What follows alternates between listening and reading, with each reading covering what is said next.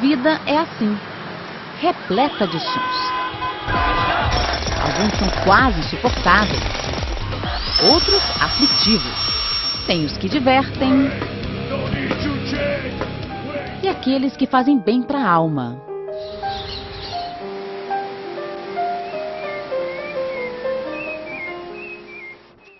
Agora, imagine a vida em silêncio.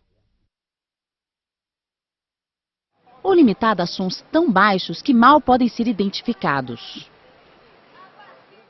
No Brasil, de acordo com a Organização Mundial da Saúde, são 15 milhões com algum tipo de deficiência auditiva. Mas nem todos admitem que sofrem do problema e, por isso, demoram para procurar a ajuda dos médicos. No Espaço Aberto Saúde de hoje, vamos falar da surdez. As causas, os tratamentos e as dificuldades que os surdos enfrentam no mundo dos que ouvem e falam. E também os desafios, a superação. Eduardo e Larissa se conheceram pela internet. Um amigo em comum foi o Cupido. O namoro virtual durou 5 meses até o primeiro beijo. Cena de novela. Encontramos no aeroporto, o primeiro beijo, tem a flor pra ela. Ah, você deu uma flor pra ela? Aí todo mundo no aeroporto deu palma assim, porque o primeiro beijo, não me fala muito.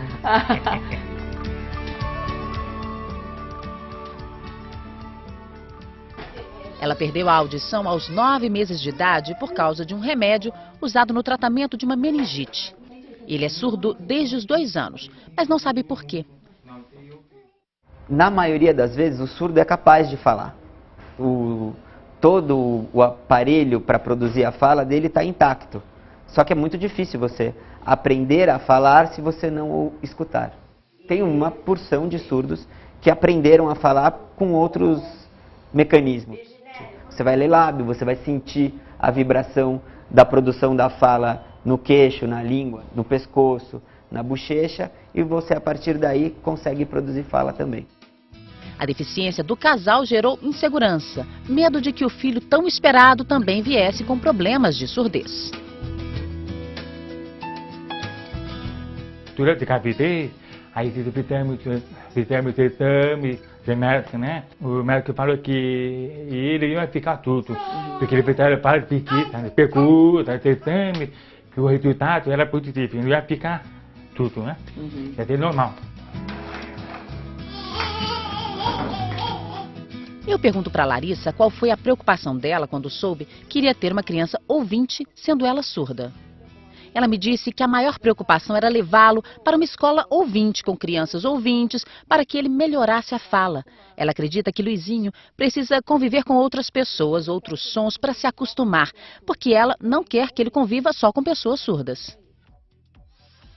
O ouvido humano é dividido em 3 partes: o externo, o médio e o interno. Ao atingir a orelha, as ondas sonoras são direcionadas para o canal auditivo, fazendo vibrar a membrana do tímpano. Essa vibração é transmitida a 3 ossinhos, martelo, bigorna e estribo, que por sua vez estimulam a cóclea. De formato semelhante a um caracol, a cóclea transforma as vibrações em impulsos elétricos, que seguem pelo nervo até o cérebro, onde são interpretados como sons. Se eu tiver um problema no que a gente chama de ouvido ou orelha externa, eu vou ter um problema de condução do som. A mesma coisa no ouvido médio. Eu vou ter um problema de condução do som. Se eu tiver um problema mais para dentro, eu vou ter um problema no ouvido interno, eu não vou conseguir transformar o som na energia elétrica que o meu cérebro consegue entender. Aí eu tenho um problema que a gente chama de sensorial. E aí ainda posso ter um problema no nervo. Eu vou ter uma deficiência auditiva neural. Na maioria das vezes as coisas vêm combinadas. A deficiência auditiva pode ser de origem congênita, genética ou causada também por algumas doenças, como a rubéola. Rubéola é uma das grandes causas de perda de audição históricas aqui no Brasil e no mundo. E o fato de você vacinar as pessoas diminuiu muito a incidência da doença rubéola materno-fetal.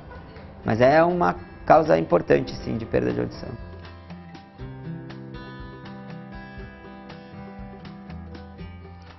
Foi o que provavelmente aconteceu com Pedro.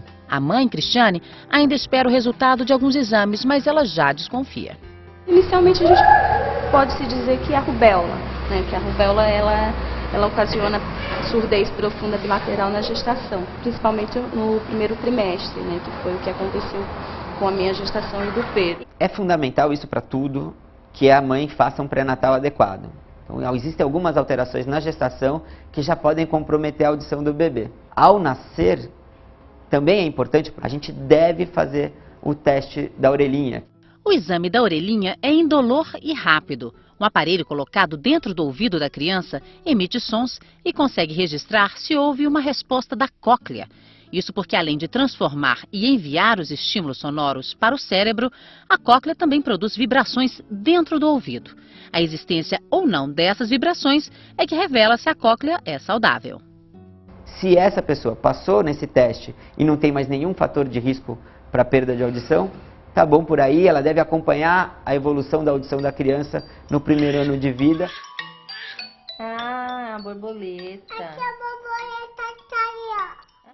Quem ouve a pequena Rafaela conversar com a mãe não imagina que ela passou quase um ano medindo o nível de audição. Logo que nasceu, fez o teste da orelhinha. Teve que repetir o processo mais 2 vezes.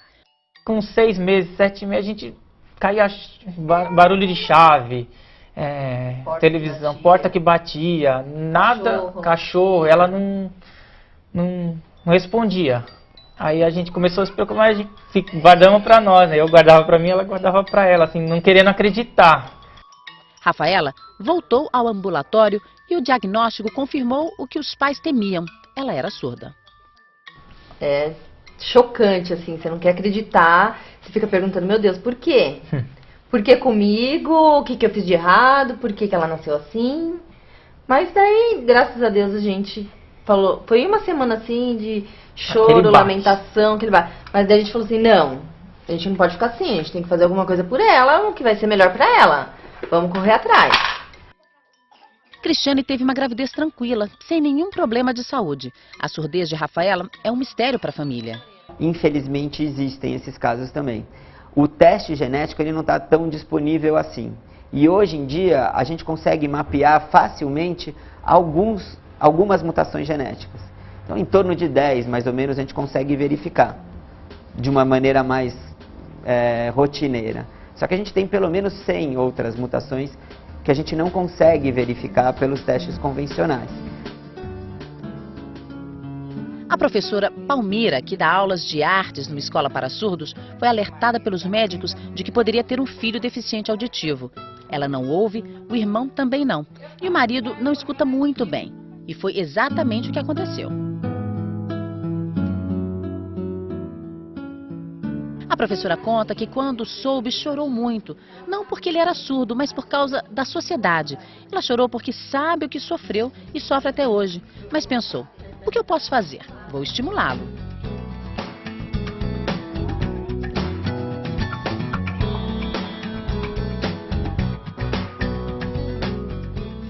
Eu pergunto se hoje ele tem uma vida normal. E ela me diz que ele é formado em Direito, está fazendo pós-graduação e estuda para fazer um concurso, que será a garantia do futuro dele.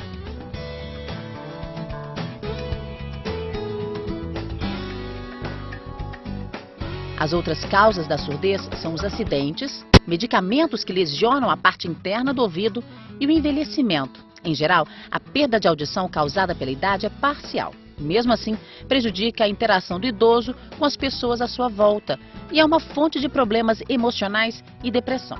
Por isso, vale o antigo ditado, é melhor prevenir do que remediar. Isso não é determinado só geneticamente. Se você for diabético, se você tiver pressão alta, se o teu colesterol for desregulado, se você tiver pouca atividade física, se você comer muito açúcar, se você tomar muita aspirina. Então tem uma série de coisas que podem acontecer na tua vida ao longo da vida que fazem com que o teu ouvido envelheça mais rápido. Que as grandes cidades são barulhentas é fato, mas as novas gerações parecem querer mais. Não vivem sem aqueles fones, ouvindo músicas quase sempre no último volume. Um perigo. De acordo com médicos da Sociedade Brasileira de Otologia, a exposição a ruídos intensos por mais de 8 horas lesiona o ouvido interno. O limite máximo tolerável é de 85 decibéis. Para se ter uma ideia, é como o barulho de uma avenida movimentada. O que acontece é que você vai machucar um pedaço da cóclea. Você vai ter uma perda principalmente dos sons mais agudos. E isso vai trazer consequências do tipo, eu vou estar num lugar ruidoso e eu não vou conseguir entender o que a maioria das pessoas fala. A gente não consegue recuperar o ouvido quando ele tem um machucado causado pelo som alto. A minha expectativa é que daqui a uns 20 anos a gente tenha, não é o termo correto, mas uma epidemia de pessoas com problemas auditivos desenvolvidos pela exposição ao ruído.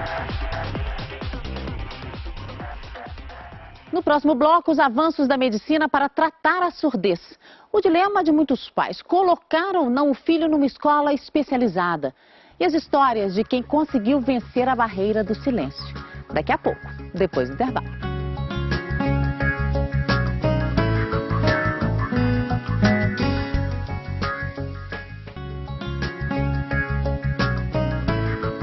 No programa de hoje, nós já mostramos as principais causas da surdez. Agora vamos ver como são os tratamentos e também a linguagem e as técnicas que permitem aos surdos interagir com as pessoas que falam e ouvem. E mais, o que é melhor para a educação das crianças surdas? As escolas especiais ou a integração na rede regular de ensino? Mas primeiro vamos saber como é feito o diagnóstico da surdez. Vou falar agora aquelas palavrinhas que ficam bem baixas. Você repete para mim como entendemos. Essa é a rotina no ambulatório de deficiências auditivas da Santa Casa de São Paulo. Aqui são atendidos 85 pacientes por semana. Eles passam por consulta médica e são submetidos a uma bateria de exames. O mais importante é a audiometria, que vai mostrar o grau de qualquer dificuldade auditiva. Os resultados vão indicar as melhores opções de tratamento. Se você tiver um problema no ouvido médio, você pode tentar uma cirurgia.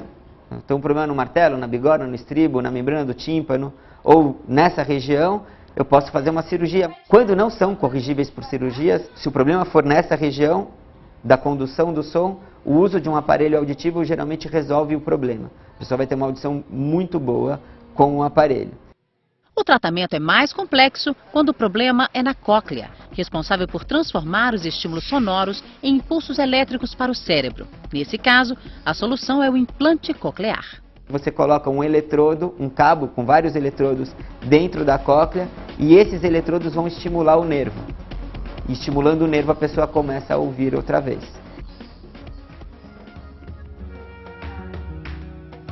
Vitor tem 4 anos e está pronto para o implante. Só falta marcar a data. A esperança é que faça sucesso a cirurgia que ele chegou a ouvir.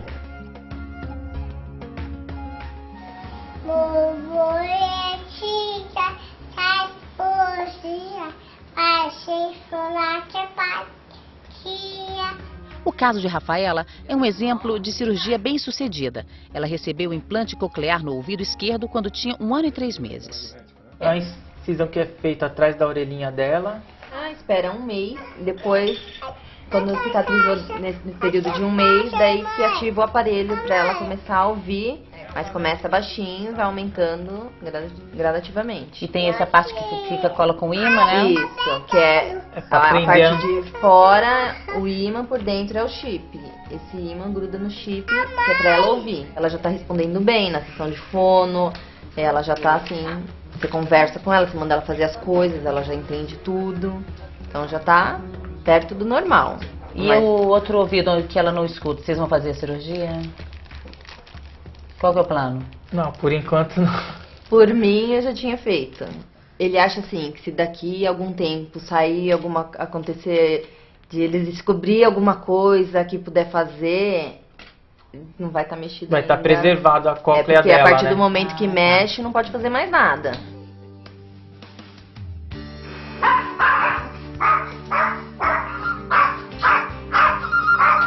Eduardo estudou administração e desenvolveu um programa que ajuda as empresas a atender os consumidores surdos. Ele usa aparelho auditivo, tem medo da cirurgia e prefere não arriscar.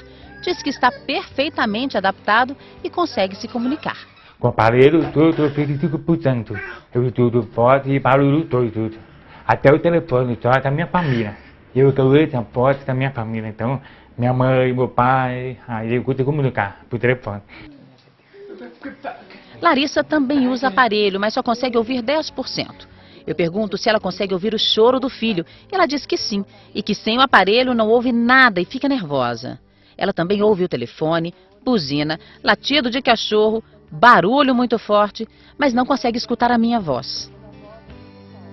O casal se comunica através da língua de sinais e leitura labial, mas na hora de falar, Eduardo mostra mais facilidade. Existe uma série de fatores que podem estar relacionados. Primeiro, realmente, é que nem eu te falei, a época da surdez, do diagnóstico da deficiência auditiva. Quanto mais cedo a criança é diagnosticada, mais fácil vai ser para ela desenvolver uma comunicação oral. A participação da família, o estímulo que essa criança tem em casa, no dia a dia, o próprio desenvolvimento cognitivo dessa criança. Então, os fatores que levam uma criança a desenvolver uma comunicação oral são muitos. Larissa é formada em desenho industrial. Só na faculdade aprendeu a Libras, língua brasileira dos sinais. Eduardo estudou até a 4ª série num colégio regular. Depois foi para uma escola para surdos. Aprendi muita coisa, tá? Por causa da Libras, e ajudou muito a conhecer as palavras, tudo mais. Hoje, no país, a educação dos alunos surdos é motivo de intensa polêmica. O Ministério da Educação defende a integração de todos eles nas escolas regulares. Mas os educadores que trabalham nessa área preferem as escolas especiais ou bilíngues, que ensinam Libras e português.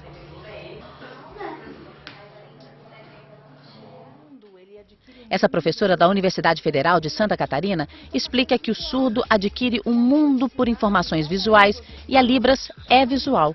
Muitos têm dificuldade no aprendizado da escrita, mas antes de aprender a ler e escrever, eles têm que adquirir uma língua de sinais para se constituir no mundo. A Universidade de São Paulo fez uma avaliação do desenvolvimento escolar dos surdos. 9.000 alunos de 6 a 25 anos foram acompanhados e submetidos a provas durante 11 anos. Os resultados mostram que as crianças surdas aprendem mais e melhor com professores e colegas que usam Libras. Essa escola pública é a mais antiga na educação de surdos em São Paulo. Aqui na nossa escola, as aulas são ministradas em Libras. Então a criança tem acesso a tudo, porque o surdo, qual que é a barreira que ele tem numa escola comum de ouvintes? A barreira da comunicação. Se tiver o intérprete, por exemplo, essa barreira é quebrada. Mas se não tiver, ela não consegue acessar o currículo. Aqui não, ela acessa o currículo através da Libras. Mas todos os livros escritos em português, ela acompanha a aula em Libras e lendo em português ao mesmo tempo e dá tudo certo? Dá tudo certo. A língua dos sinais foi determinante para Yasmin, que tem 15 anos. Com 50% de audição, ela sempre estudou em escola regular. Aos 14 anos, não sabia ler. Isso só mudou quando passou a frequentar a escola para surdos. Eu não sabia escrever matemática nada. Aí cheguei agora, eu sei tudo, me ensinaram muito. Você não lia em português antes, não? O que ela mudou no comportamento dela depois que ela veio pra cá? Tudo, no comportamento. Antes ela não queria ir pra escola, agora ela levanta às 5 horas da manhã. Em sinais, então, ela adora falar em sinais. Eu preciso até aprender, que eu não sei. Você tem vontade de aprender? Eu tenho. Porque o namoradinho dela também, ele não fala, ele só fala em sinais. E ela fala muita coisa com ele. Você quer continuar estudando, quer fazer faculdade? Quais são seus planos? Pra mim é difícil até pensar. Só tá pensando em namorar agora, né? Não. A gente invadiu aqui a aula de matemática do professor Neivaldo. A professora Mônica vai nos ajudar a conversar com os alunos aqui. Esses são estudantes do 5º ano. É todo mundo estudioso aqui, professora? Quem é o mais estudioso aqui da turma? Quem que é? Ali. O que você gosta mais de matemática, português? Tudo. Gosta de tudo. E ela quer depois estudar, fazer faculdade? O que ela pensa? Eu quero fazer faculdade. E com essas novas tecnologias, celular, mensagem no celular, isso... Eu tenho 3 celulares. Você tem 3 celulares, Cauê? Pra que tantos? Por quê? Papai comprou. Papai comprou. Aí você usa muita mensagem? Usa. Jogo. Obrigada. por conversar um pouquinho comigo. Tchau.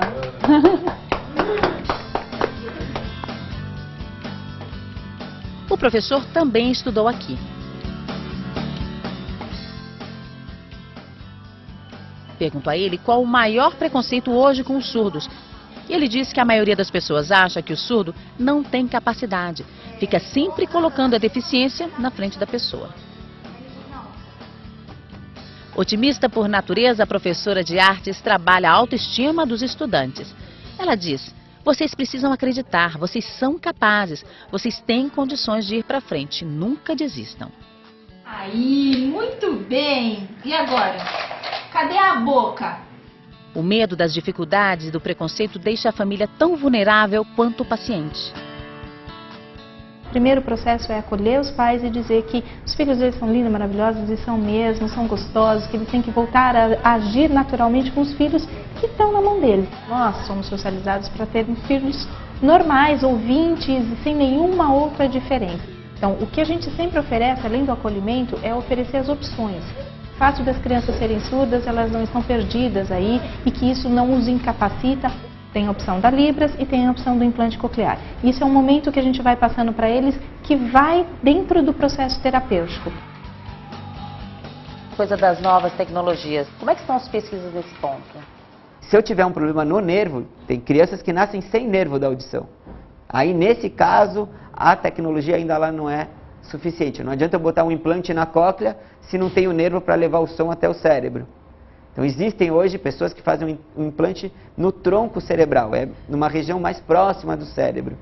Essa tecnologia ainda não está tão bem desenvolvida para dizer que a resposta é boa, mas é um próximo passo. Há muito tempo, inclusive, se discute e se tenta a utilização de célula-tronco para desenvolver qualquer tecido, órgão, e para o ouvido não é diferente.